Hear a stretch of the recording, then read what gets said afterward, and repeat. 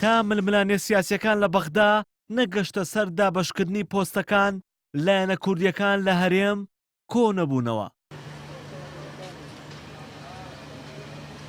کۆبوونەوەی ئەم چوار لایەنە پارتی و یەکێتی و یەکگرتوو کۆمەڵ لە دۆخێکی جیاوازدا ئەنجام درا.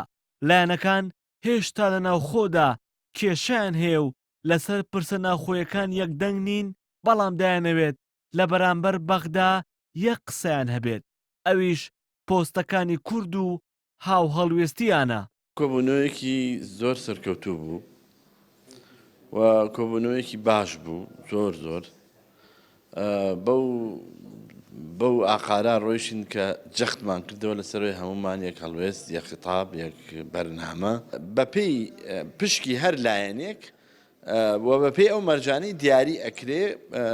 ئێمە کاندید دیاریەکەی بە هیچ جۆرە لە لایەن هیچ لایەنێکی کوردستانیەوە ئەوانە قابلی قبول نین و ئەوە لە دەرەوەی حسەی کووردە.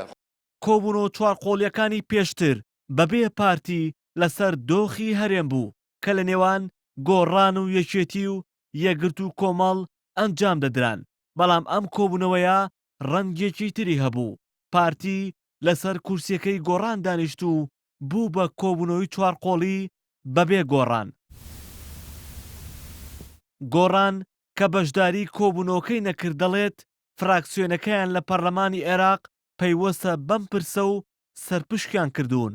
چوار لایەنەکەش دوای کۆبوونەوەکە لە ڕاگەیەنراوێکدا 6 خاڵیان وەک ئەنجامی کۆبوونەوەکە بڵاو کردەوە کە ئەمانن: یەکەم، چارەسەرکردنی کێشەکانی عێراق بەبێ ڕێکەوتنی لایەنە سیاسیەکان مەحاڵە.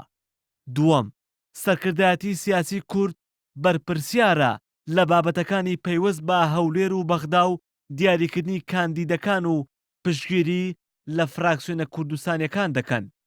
سێیەم، داوا دەکەن لایەنە سیاسیەکان گفتوگۆ بکەن بۆ چارەسەرکردنی کێشەکان و کۆتایی هێنان بە حوکمی تاگلایەنە و بڕیاری سەرپێیی.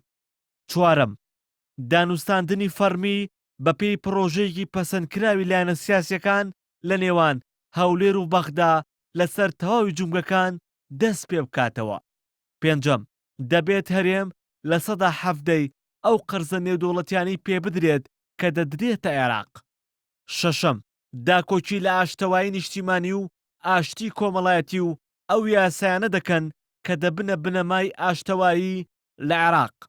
هەتا کار نەگەشتە سەر دابەشکردنی پۆستەکان لایەنە سیاسیەکان کۆ نەبوونەوە، بەڵام کۆبوونەوەکەی ئەم جارە جیاواز بوو، چونکە 2 ساڵ پێش ئێستا لایەنە کوردیەکان لێرەوە لە گردی زەرگەتەوە و بە ئامادەبوونی گۆڕان بڕیاریاندا بەشداری حکوومەتی عێراق بکەن، بەڵام ئەم کۆبوونەوەیە نەکەر گۆڕان بەشداری نەکرد، بگرە شوێنی کۆبوونەوەکەش لە گردی زەرگەتەوە چووە بارگای مەکتەبی سیاسی یەکێتی. هێمن مەحموود نارتی، سلێمانی.